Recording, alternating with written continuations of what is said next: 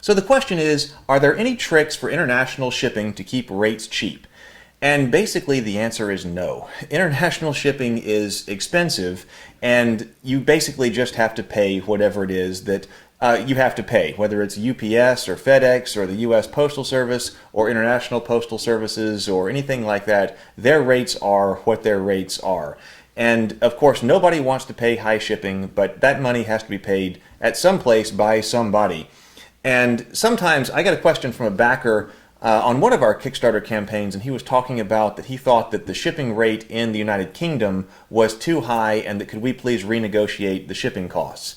And it's like, well, no matter how big you think a Kickstarter campaign is, it's nowhere near big enough for us to go to the Her Majesty's Royal Mail Service and renegotiate rates with them. And that's just not something that you can get. So you've got shipping rates that you're going to have on shipping tables, and then basically that's what you've got. Now, there is shipping and there is handling, because if you're going to be using another service that is not you to ship all of these things out, there are going to be two components to your shipping cost. There's going to be the postage itself, which is charged by the carrier service, UPS, FedEx, DHL, whichever service it is. They've got their postage rate. And then there's also a handling rate that is charged by the company that is actually packing up all of those boxes, because that's what shipping and handling is. So they're a company as well, and of course they have to pay everybody who's packing up your boxes. And so they'll probably provide you with a per box rate. They'll say, for every box that we pack up, it's got to be $1.75 or $2 or $2.50 or whatever it is, a per box fee to pack up to cover the cost of the box, because even if you do it yourself, you're going to have to buy boxes, you're going to have to buy tape, you're going to have to buy all of your packing materials to make sure that the product isn't damaged when you're shipping it out. And so all of that is an expense, and all of that's covered in the per box rate, and then also however much the labor is to have somebody actually pack all of that up for you and put the label on it and send it on its way. And then also there's probably a picking fee, or there can be a picking fee, especially if you're doing a lot of items, and somebody might get 10 or even 7 or 8 different items in their box. Somebody has to go and pick out all of those different items and put them in the box. And so often a box rate will say for up to, now this is different for every shipping company, so talk to yours and find out what it is. But they might say it's a per box rate, $2.50 up to 4 items.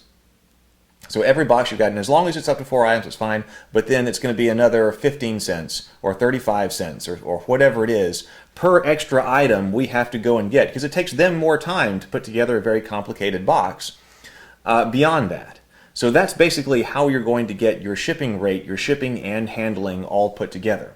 So the question here is, and so if you're shipping from the US and you're shipping internationally, a huge component of that is going to be the postage. And I've got tables on that in another video about how expensive it can actually be to ship something like an 8-pound board game. And some board games get much heavier than that. We're talking 15 pounds or something like that for the really big ones. And shipping those across oceans, or as far as postage goes, is expensive. So if you're looking at the different components of the packing cost, even if you're doing that yourself, you're saying, well, I'm going to do this myself, so I'm not going to charge myself a box fee, and I'm not going to charge myself a picking fee. The only charge here is going to be, so you're basically eating that cost because it's your time and your labor, and the only charge here is going to be the postage. That can still be high. So there's no trick to that, but the thing that you can do to bring down international shipping rates is to ship within the country that the backer is in, or at least the region that the backer is in. That's basically the only thing that you can do. Because if you're trying to get to a parcel to a backer in, let's say, France or Germany, it's going to be cheaper to ship that from, say, the United Kingdom or from a warehouse in France than it is to ship it from here in the United States, because the postage cost is going to be lower, right? Now, if you're not doing it yourself, then you're going to have to pay a box fee and you're going to have to pay picking. So there's going to be those other charges, but to move something heavy across the ocean, you're going to go up on your handling fees, but you're going to come way down on your postage fees to something approximating what backers in those regions are probably expecting to pay for the other things that they order and get sent to their house in that region.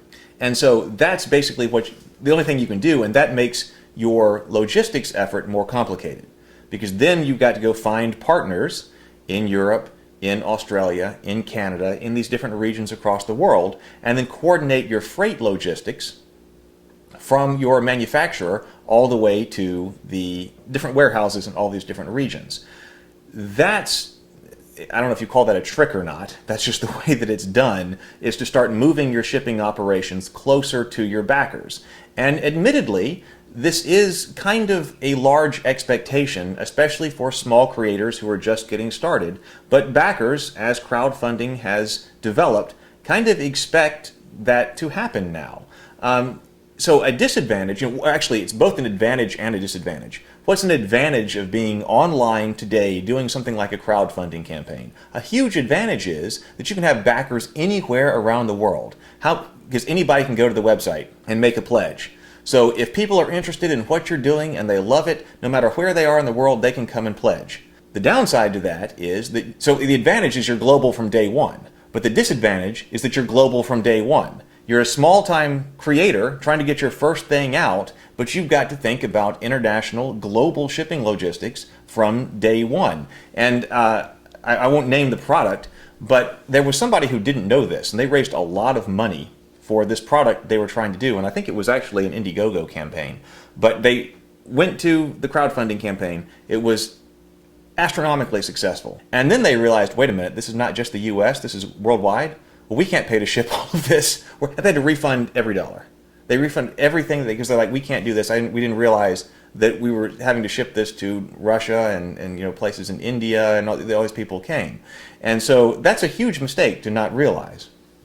So you can do some things to control that, like when you are doing your own marketing and your promotion and your advertising, you can definitely target the geography of your advertising to the locations where it's easiest for you to ship to, especially if you have a smaller advertising budget and you're in the United States, let's say.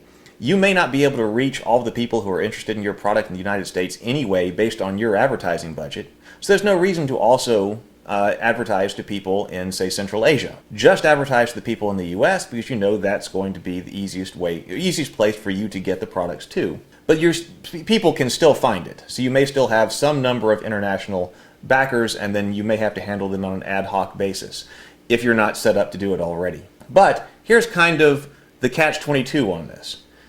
If you're trying to grow, then you want international backers. We want people from all around the world to enjoy the kinds of things that we create and to get it to them.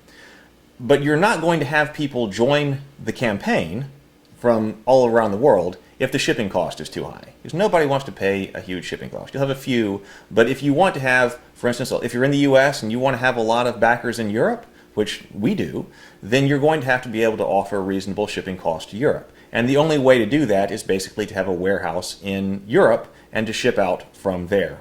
That way, you can put a lower shipping cost on the Kickstarter page, and then you will have more backers. But a lot of people will say, well, if I'm not going to have a lot, if you're in the US, let's say, well, if I'm not going to go to all the trouble of trying to set up a warehouse in Europe and find a shipping company over there, if I'm not going to have a lot of backers in Europe. Okay, well, on the flip side to that, if you don't have reasonable shipping costs, then you're not going to have a lot of backers. So, which one comes first? You can have the higher shipping costs and you're not going to have a lot of backers, or you can go ahead and do the work to try to bring down the shipping cost there, and then you can get more backers. So basically, that's what you want to do if you're really planning on being global and international, because it's also, as I've said in other videos, it is easier now.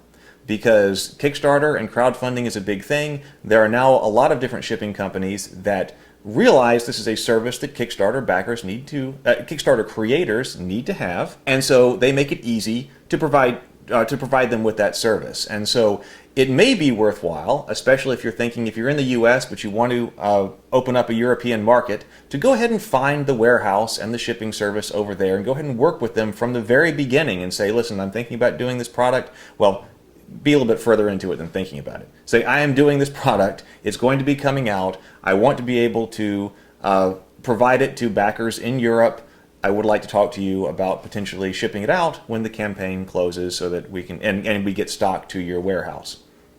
Then you can go with reasonable shipping costs to Europe and then get European backers. In our case, in many cases, we have just as many people in Europe as we have in the US back the campaigns. They're kind of equal. So of course we want to be able to provide the services and the products to backers in Europe, because that would be a huge chunk if we said, well, it's, we're not going to worry about the logistics, trying to do the freight operation and all of that might be too much of a hassle. Would be losing out on all of those people who are interested in the products in Europe.